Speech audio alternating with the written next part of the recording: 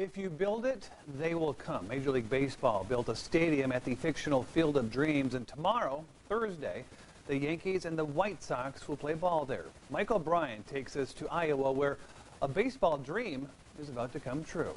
The moment you step onto the property at the Field of Dreams, you immediately feel like you're in the movie itself. You can even ask that to some of the actors that were in the movie. This is like an amusement park. It's so beautiful. Fans will get to walk through the cornfield from the original Field of Dreams towards the MLB Stadium upon entry. There, they'll be greeted by a maze and cardboard cutouts of the players before eventually getting to the ballpark. I have to say, this is as magical a structure as the small field was when we first came down here to shoot the movie. The dimensions are similar to a normal MLB park, 335 down each baseline and 400 to straightaway center, but even the architects of the site don't know if it will favor pitchers or hitters come Thursday. You know, we feel the winds, we feel the corn swing in the wind, we feel the evapotranspiration, the corn sweat, right?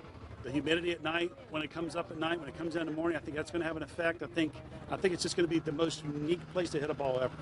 To tell you what it's going to do, man, I can't wait to see it myself. As final preparations took place on Wednesday, MLB officials and all of those involved in the project took time themselves to take it all in. The special moment to actually walk up and see this live, that we pulled it off. We're about 24 hours away, but we're so close to it. And you know, when you go ahead and I've watched the movie a couple times in the last week, to be able to bring an actual game here and tie it together with the movie, it's just a really special feeling. For the lucky fans attending, it will certainly be a unique experience, but the hope is that all fans, watching or at home, can come away with the same conclusion. We think it's important for the fans that come in person and also the fans that are watching on TV to make this feel like more than a baseball game. We think that baseball is such an important part of our community and society, and the movie tells that story so dramatically that we feel like we want people to really feel that and experience that when they come on site, and I think you'll see a lot of that on the Fox production as well during the game tomorrow night.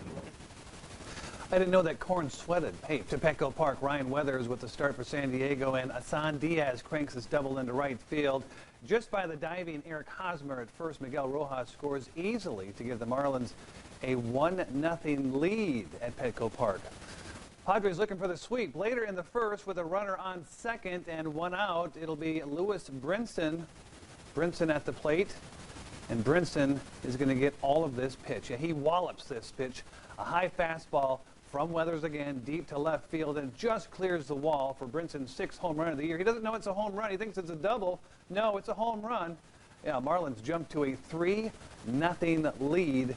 Weathers giving up the long ball. On now to the top of the second inning, and it's going to be more Marlins power. This time, Bryan De La Cruz gets a hold of this pitch from Ryan Weathers. Deep to left. It's going to be another home run. It's the first of the year for De La Cruz. Marlins take a 4-0 lead. They go on to win in San Diego 7-0 and avoid being swept. And check this out from last night's Little League World Series regional game between Louisiana and Texas. Texas player Landry Pate was at bat and was shocked and surprised by the strike call on a pitch way outside. Landry broke out of a slump and was 2 for 3, 2 singles, raising his batting average to .214. However, Louisiana won the game 6-2. 6-2. You mean that was a strike?